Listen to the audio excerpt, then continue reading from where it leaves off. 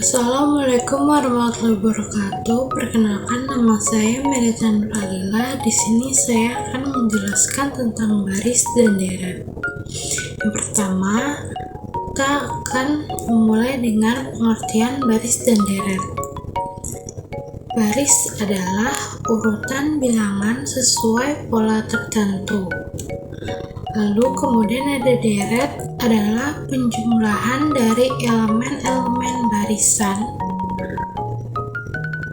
Baris dan deret biasanya digunakan dalam berbagai bidang seperti ekonomi, teknik, dan lainnya. Baris dan deret masing-masing terbagi menjadi dua, yaitu aritmatika dan geometri. Pertama, kita akan membahas baris aritmatika. Baris aritmatika merupakan barisan dengan selisih tetap antar suku. Contohnya 2, 5, 8, 11, dan sebagainya yang memiliki beda 3. Rumus suku ke N adalah UN sama dengan A ditambah dalam kurung N min 1 kali B. Kemudian ada deret aritmatika. Deret aritmatika merupakan penjumlahan dari barisan aritmatika. Contohnya 2 ditambah 5 ditambah 8 ditambah 11 dan ditambah angka selanjutnya. Rumus jumlah N suku sama dengan Sn sama dengan N per 2 dikali 2A ditambah N min 1 dikali B. Selanjutnya kita akan membahas baris geometri. Baris geometri merupakan barisan dengan rasio tetap antar suku. Contohnya 3, 6, 12, 24, dan seterusnya yang memiliki rasio 2. Rumus suku ke N adalah UN sama dengan A kali R pangkat N min 1 kali B. Dan selanjutnya ada deret geometri. Deret geometri merupakan penjumlahan dari barisan geometri. Contohnya 3 ditambah 6 ditambah 12 ditambah 24 ditambah angka seterusnya. Rumus jumlah N suku adalah Sn sama dengan A dikali R pangkat N min 1 per R min 1. Jadi R tidak sama dengan 1. Di sini kita akan membahas beberapa contoh soal dan pembahasannya. Soal yang pertama, tentukan suku kelima dari barisan aritmatika 4, 7, 10, dan seterusnya. Jawabannya A sama dengan 4, B atau beda sama dengan 3, U5 sama dengan 4 ditambah 5 min 1 dikali 3 sama dengan 16. Nomor 2, hitung jumlah 5 suku pertama dari deret geometri 2, 4, 8, dan seterusnya. Jawabannya A sama dengan 2, R rasio sama dengan 2, N sama dengan 5. S5 suku kelima sama dengan 2 dikali 2 pangkat 5 dikurang 1 per 2 min 1 sama dengan 62. Dari penjelasan di atas, kita dapat menarik kesimpulan sebagai berikut, yaitu baris dan deret penting untuk memahami pola matematika. Perbedaan aritmatika dan geometri ialah aritmatika beda tetap, sedangkan geometri rasio tetap. Pemahaman konsep ini penting untuk analisis kuantitatif. Sekiranya cukup dari saya. Mohon maaf apabila ada kesalahan dan banyak kekurangan. Wassalamualaikum warahmatullahi wabarakatuh. Halo, perkenalkan nama saya Aliza Ramadhani dengan NIM 64241811. Di sini saya akan menjelaskan tentang fungsi linear dan non-linear, juga penerapan fungsi linear dalam ekonomi. Pembahasan yang pertama yaitu kita akan membahas tentang fungsi linear. Definisi fungsi linear adalah fungsi matematika yang grafiknya berbentuk garis lurus dan memiliki bentuk umum. Seperti pada PPT, ada fx sama dengan mx plus c, di mana m adalah gradien, yaitu kemiringan garis, dan c adalah konstanta, yaitu titik sumbu y. Berikutnya ada rumus fungsi linear. Fx sama dengan mx plus cfx sama dengan mx plus cfx dan mx plus c, di mana fx bernilai sebagai fungsi, juga bisa ditulis dengan y, dan x sama dengan variabel, dan m sama dengan gradien atau kemiringan garis, dan c merupakan konstanta atau titik potong dengan sumbu y. Berikutnya ada ciri-ciri. Yang pertama adalah perubahan nilai x menghasilkan perubahan tetap pada nilai fx. Yang kedua, grafiknya selalu garis lurus. Yang ketiga, tidak adanya pangkat 2, akar, logaritma, atau bentuk lain yang kompleks. Contohnya ada pada PPT tersebut, yaitu fx sama dengan 2x plus 5. Berikutnya ada contoh soal. Diketahui fungsi fx sama dengan 3x plus 2. Hitunglah f4. Fx sama dengan 3x plus 2. Bagaimana cara menghitungnya? Yaitu x-nya diganti dengan angka 4. Jadi f4 sama dengan 3 buka kurung 4 tutup kurung plus 2. Jadi f4 sama dengan 4 kali 3 sama dengan 12 tambah 2, F4 sama dengan 14. Jadi F4 adalah 14. Berikutnya ada gradien. Gradien atau kemiringan adalah disimbolkan dengan S, bilangan yang menunjukkan arah atau kecuruman garis tersebut. Gradien diberi notasi M, arah garis bias yang meningkat, menurun, horizontal, atau vertikal. Yang pertama, garis meningkat ketika nilai M bernilai positif. Yang kedua, garis menurun ketika nilai M bernilai negatif. Yang ketiga, garis horizontal ketika M bernilai 0. Keempat, garis vertikal ketika M tidak terdefinisi. Berikutnya kita akan membahas fungsi nonlinear. Definisi fungsi nonlinear adalah fungsi yang grafiknya tidak terbentuk garis lurus dan memiliki bentuk matematis yang lebih kompleks seperti kuadrat, eksponensial, dan logaritma. Ciri-cirinya, perubahan nilai x menghasilkan perubahan yang tidak tetap pada fx. Yang kedua, grafik berbentuk kurva, melengkung naik dan atau turun. Yang ketiga, bisa mengandung pangkat, akar, log, atau trigonometri. Contohnya, fx sama dengan x pangkat 2 plus 3. Fx sama dengan 2 pangkat 3x. Fx sama dengan log x. Berikutnya ada bentuk-bentuk fungsi nonlinear.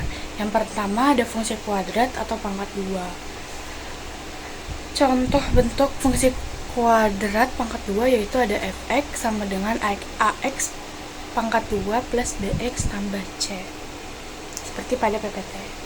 Terus yang kedua, ada fungsi eksponensial, yaitu fx sama dengan a pangkat x, dengan a lebih besar dari 0 dan a sama dengan 1. Lalu berikutnya yang ketiga, ada fungsi logaritma. Fx sama dengan log b kuadrat x, dengan b lebih dari b sama dengan 1 dan x lebih dari 0. Berikutnya, yang keempat, ada fungsi akar atau radikal. Fx sama dengan akar x atau fx sama dengan akar ax tambah b. Fungsi yang kelima, ada fungsi rasional. Fx sama dengan px per qx dengan qx sama dengan 0. Berikutnya ada penerapan fungsi linear dalam ekonomi. Fungsi linear sering digunakan dalam ekonomi untuk mewakili hubungan antar dua variabel ekonomi yang berubah secara konstan, seperti biaya produksi atau cost, pendapatan atau revenue, dan keuntungan atau profit. Lalu ada rumus umum fungsi linear, yaitu fx sama dengan mx plus c. X merupakan variabel bebas, misalnya jumlah barang. Fx yaitu hasil atau biaya pendapatan. M itu tarif per unit, misalnya harga per barang. C nilai tetap atau biaya tetap atau modal awal. Berikut presentasi dari saya, kurang lebihnya mohon maaf. Terima kasih, bye-bye. Perkenalkan, nama saya Gabriel Claudio Arya Wijaksono dan saya dari kelas 2E di BSI Margonda dan dari kelas 8E 8 maksudnya saya. Oke, saya akan menjelaskan tentang matriks matematika dari matematika ekonomi. Oke, kita akan lanjut aja. Oke, kita lanjut ya. Yang tadi sekarang kita akan di materi. Ini sekarang udah saya tulis, jadi kalian tinggal Jadi kalian tinggal menjelaskan saja. Maksudnya saya tinggal menerangkan saja dengan sesimpel mungkin ya. Oke, pertama. Ini kan satu misalkan matriks, definisi matriks dari kolom pertama. Jadi ini kan yang ini satu baris nih ya. Yang ini tiga, ini kolom namanya nih. Jadi ininya bentar. Jadi ininya nih garis. Ininya nih kolom. Oke, misalkan contoh. Misalkan barisnya ini baris ya. Ini misalkan harusnya baris ya, maaf. Salah tipu. Enggak apa-apa. Oke. Jadi namanya ini baris. Oke. Habis itu ini namanya kolom. Jadi ini definisinya seperti ini, oke. Dan bisa ada namanya transpose. Transpose itu ibaratkan kayak gini tapi terbalik gitu. Oke. Transportnya ini adalah, jadi misalkan contoh. Jadi 1, 3, 2. Jadi ini kayak di apa ya? Kalau saya bilang ya, ditukar ngerti nggak saya? Ditukar. Iya betul, ditukar. Misalkan contohnya kayak gini nih. Jadi 1 ini nih. Jadi 1. Jadi misalkan ini 1, misalkan dari kita hitung dari sini ya. 1, 2, 3, 4, 2, 7. Jadi ini dipindahin aja ke sini. 1, 2, 3, 4, 2, 7 gitu. Jadi cara mengetahui ininya kolom sama itunya gimana? Kalau misalnya ada yang tanya baris sama kolomnya gimana? Ini cara barisnya kan dibalik nih. Jadi gini aja taruh sini. Jadi ini kolomnya, ini barisnya. Contohnya gini. Nah, yang tadi saya lupa jelasin yang ini ya. Jadi yang ini nih jadi 1, 2, 3. Berarti jadi 3 ini dalam 3 kolom ini ada 1 di dalam garis. Gitu maksud saya. Oke. Oke, sekarang yang kedua. Sekarang ini penjumlahan dan pengurangan. Iya, betul. Ini penjumlahan dan pengurangan. Jadi kita langsung aja ya. Jadi caranya gimana? Kalau misalnya ada yang nanya, oke, saya akan nanya nih ya. Oke, pakai ujung sensil ini aja ya, biar gampang jelasinnya. Oke, jadi ini satu, ini tambah ini satu, jadi 1 tambah 0 sama dengan 1. Jadi misalkan 3 tambah 1 sama dengan 4. Misalkan 2 tambah 5, 2 tambah 5 sama dengan 7. Dan seterusnya. Misalkan saya contoh nih kayak gini nih. 2 tambah 3, 5. Dan 7 tambah jadi 7 bukan 4 kurang min 2 sama dengan 2. Oke gitu. Misalkan 7 tambah 8 sama dengan 5. Jadi kurang lebih seperti itu. Oke. Jadi ini yang dibilang bikin kolom baru enggak. Dan berarti saya kolomnya sama kayak gini. Tapi tetap kayak gini. Nah, sekarang kita ke perkalian gitu, oke ya. Jadi perkalian ini kayak gini. Misalkan contoh saya ambil contohnya gini ya. Jadi satu ini. Jadi misalkan 1 3 2 2 4 7. Jadi kalau menurut saya ya caranya gini. Jadi ini kan ini 0, jadi ya, bisa kelihatan ya ini ya. Jadi 0 kali 1. Jadi hitungnya ini dari sini nih. Ini kan kolom pertama, ini kolom atas dulu nih, dari sini. Nanti kalau misalnya yang ini gimana Kak kalau ditanyain Kak? Dari sini nih, dari pertama kan 3 nih, dari sini ke sini ketuker, ngerti nggak maksud saya? Ketuker, jadi hasilnya kayak gini. Misalkan contoh 0, jadi 0 kali 1 0 kali 1 ya kan 1, jadinya hasilnya kayak saya udah hitungin jadi 13. Jadi biar gampang aja ya, kayak begitu kurang lebih kalau menurut saya. 39 54. Jadi hasilnya tetap segini. Udah, itu aja. Sekian, terima kasih. Oke. Kalau misalnya mungkin kalau menurut saya kalau kurang lebihnya ada yang kurang masuk akal, ya mohon maaf ya. Dan selamat tinggal. Assalamualaikum warahmatullahi wabarakatuh. Saya Suhailan Zara Salsabila dengan NIM 6424199.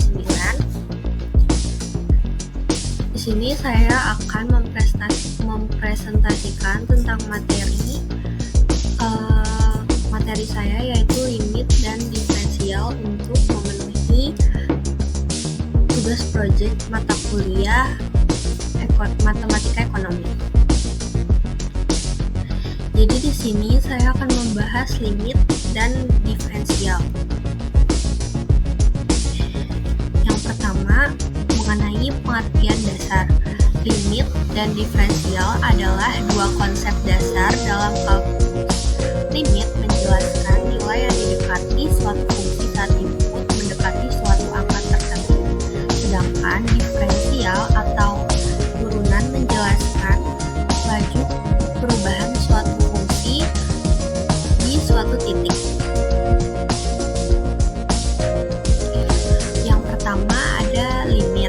Limit adalah nilai yang didekati oleh suatu fungsi ketika variabelnya mendekati nilai tertentu. Contoh notasinya seperti ini. Lim fx sama dengan L, x-nya mendekati A. Artinya nilai fx mendekati L saat x mendekati nilai A. Selanjutnya ada jenis-jenis limit. Yang pertama ada limit dari kiri, limit dari kanan, limit tak hingga, dan limit tak tentu. Nah, limit tak tentu ini itu jika hasil awalnya berbentuk 0/0 atau tak menentu atau tidak ada angka spesifiknya atau tidak terdefinisi. Selanjutnya ini contoh bentuk limit. Lim X2 plus 3X sama dengan 2, pangkat 2 plus 3 kali 2 sama dengan 4 plus 6 sama dengan 10. Dengan X mendekati 2. Di sini nilai X pangkat 2 udah diubah jadi 2 pangkat 2. X-nya diganti dengan nilai 2. 3X jadi 3 dikali 2. Dan hasilnya 10. Berikut ada contoh soal limit substitusi langsung. Di sini bisa diketahui hasilnya itu 9 setelah X-nya diganti dengan 2. Karena X mendekati nilai 2.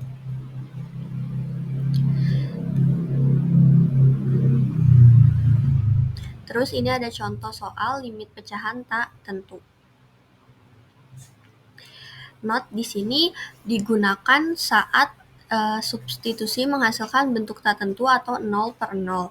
Kita faktorkan pembilang dan penyebut lalu baru kita sederhanakan. Selanjutnya ada diferensial atau turunan.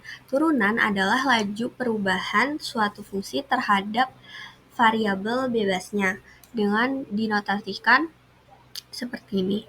F aksen X atau dy per dx. Turunan itu selalu dihitung menggunakan limit. Tanpa memahami limit materi yang sebelumnya, kita tuh nggak bakal bisa memahami diferensial dengan benar juga. Di sini ada contoh soal diferensial fungsi dasar. Hasil akhirnya adalah 2x. Terus ini ada aturan diferensial cepat. Ada 4 aturan. Terus ini ada contoh soal dari turunan cepat. Kita skip. Dan ini adalah contoh soal dan pembahasan dari materi yang sudah saya jelaskan. Berikut pembahasannya. Ini pertanyaan kedua dan ini pembahasannya. Sekian materi yang saya sampaikan. Mohon maaf jika ada kesalahan kata atau kesalahan yang saya ajarkan. Sekian dari saya. Wassalamualaikum warahmatullahi wabarakatuh. Assalamualaikum warahmatullahi wabarakatuh. Perkenalkan, nama saya Salis Oktadiasri dengan NIM 64241826. Di sini saya akan menjelaskan materi mengenai integral untuk memenuhi salah satu tugas, yaitu matematika ekonomi. Langsung saja kita ke videonya. Oke, di sini saya akan membahas integral mengenai bentuk dan sifat integral tak tentu, penerapan integral tak tentu dalam ekonomi, dan bentuk integral tertentu.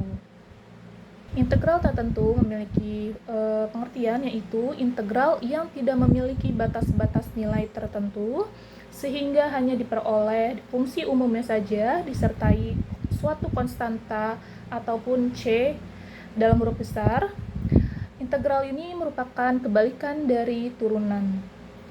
Sebagai contoh, fungsi dari integral itu dilambangkan seperti integral f x tutup kurung dx sama dengan f besar x plus c ataupun konstanta. Contoh, di sini ada 7 dx sama dengan maka dx itu menjadi 7x tambah c. Lalu contoh kedua adalah 12x dx sama dengan 12x. X di sini memiliki nilai 1, maka pangkatnya akan ditambahkan 1, jadi 12x pangkat 1 tambah 1 per, maka pangkatnya itu akan turun ke bawah, 1 plus 1 plus c ataupun konstanta, maka sama dengan 12x pangkat 2 per 2 plus C. Maka hasilnya adalah 6x pangkat 2 tambah C. Sifat integral tak tentu itu memiliki beberapa contoh. Yang pertama adalah fungsi pangkat yang dilambangkan dengan fungsi integral x pangkat n dx sama dengan x n tambah 1 per n tambah 1 plus c. Maka sebagai contohnya adalah integral x pangkat 3 dx sama dengan x 3 pangkat 3 tersebut akan ditambahkan 1 per pangkatnya akan turun ke bawah, maka 3 tambah 1 plus C, maka hasilnya adalah x pangkat 4 per 4 plus C. Lalu, ada penerimaan integral tak tentu dalam ekonomi. Jika diketahui penerimaan marginal ataupun marginal revenue sebesar 16 dikurang 8Q, maka jika mencari penerimaan total menggunakan rumus R besar sama dengan integral MR dQ atau integral 16 dikurang 8Q tutup kurung dQ sama dengan 16Q dikurang 8Q pangkat 2 per 2 plus K, maka menjadi 16Q minus 4Q pangkat 2. Lalu untuk penerimaan rata-rata menggunakan rumus AR ataupun average revenue sama dengan R per Q sama dengan 16Q dikurang 4Q pangkat 2. 4Q pangkat 2 itu merupakan hasil daripada penerimaan total per Q sama dengan 16 min 4Q. Lalu selanjutnya ada integral tertentu. Pengertian dari integral tertentu adalah jika f fungsi yang kontinu pada suatu interval dan f merupakan antiderivatif atau antiturunan dari f untuk x sama dengan a dan x sama dengan b pada interval, maka dirumuskan menjadi a b interval f buka kurung x tutup kurung dx sama dengan FB dikurang dengan FA. Maka sebagai contoh, 2 interval 3 x pangkat 2 dx sama dengan 3 dikali x merupakan konstanta yang memiliki nilai 1, maka 1 pangkatnya akan ditambahkan menjadi 2 tambah 1 per 3, maka menjadi 3 dikali 1 per 3 pangkat 3 pada interval 2 dan 3.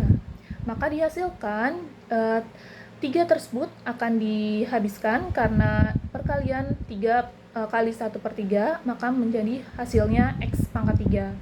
Lalu kita gunakan interval tersebut, interval FB dikurang FA, maka B-nya adalah 3 pangkat 3 dikurang 2 pangkat 3 sama dengan 27 dikurang 8 sama dengan 19.